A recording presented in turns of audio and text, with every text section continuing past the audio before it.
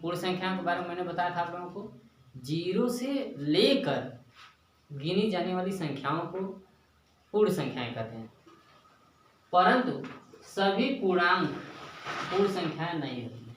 लेकिन अगर आप कोई सिंगल नंबर लें, एक अंक ले कोई, जैसे 5 ले लें, यह पूर्णांक है लेकिन पूर्ण संख्या नहीं है, क्योंकि यह 0 से स्टार्ट होकर के नहीं लिया गया है। ठीक है, तो आप लोगों को समझ में आया होगा पूर्ण संख्या और पूर्णांक में अंतर। शून्य न तो ऋण पूर्णांक है और ना ही धन पूर्णांक है। जो शून्य होता है वह न तो ऋण पूर्णांक होता है ना ही धन पूर्णांक होता है। तीसरे पॉइंट पे आते हैं, ऋण पूर्णांक शून्य से छोटे तथा धन पूर्णांक शून्य से बड़े होते हैं। जो ऋण संख्या होती है वह शून्य से छोटी होती है। जैसे आप कहेंगे कि -1 और 0, इसमें छोटा कौन है, तो आप कहेंगे -1, क्योंकि ऋण संख्या जो होती है वह शून्य से छोटी होती है। और धन संख्या क्या होती है, वह शून्य से बड़ी होती है।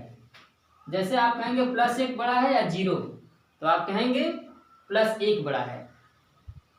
अब ऋण संख्या और धन संख्या के बारे में आपको यह जानकारी दे देता हूं कि अगर कोई नंबर लिखा है और उसके बाद अगर उससे पहले कोई चिन्ह नहीं लगा है, जैसे 5 लिखा है, इसके पहले कोई चिन्ह नहीं लगा है, इसका मतलब यह धन संख्या है, धन पूर्णांक है।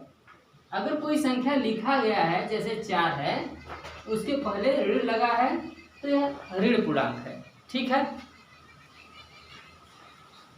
अब संख्या रेखा के बारे में बता रहा हूं आप लोगों को। संख्या रेखा एक रेखा होती है जिस पर ऋण संख्याओं के साथ साथ 0 सहित धन संख्याएं दर्शाई जाती हैं। इसमें क्या है, जो दाहिनी तरफ की प्लस संख्याएं हैं वह उनका वैल्यू बढ़ता जाता है, उनका मान बढ़ता जाता है एक करके, और 0 के बाईं तरफ का जो अंक है -1, -2, -3, -4, -5, यह घटता जाता है। यानी धन संख्या का जो मान होता है वह ऋण संख्या से बड़ा होता है। यानी मैंने इसके पहले ही आपको बता दिया है कि माइनस संख्याएं हमेशा शून्य से छोटी होती हैं और धन संख्याएं शून्य से बड़ी होती हैं। तो ये रही जानकारी पूर्ण और पूर्णांक के बारे में।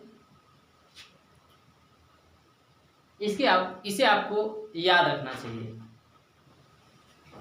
धन्यवाद बच्चों।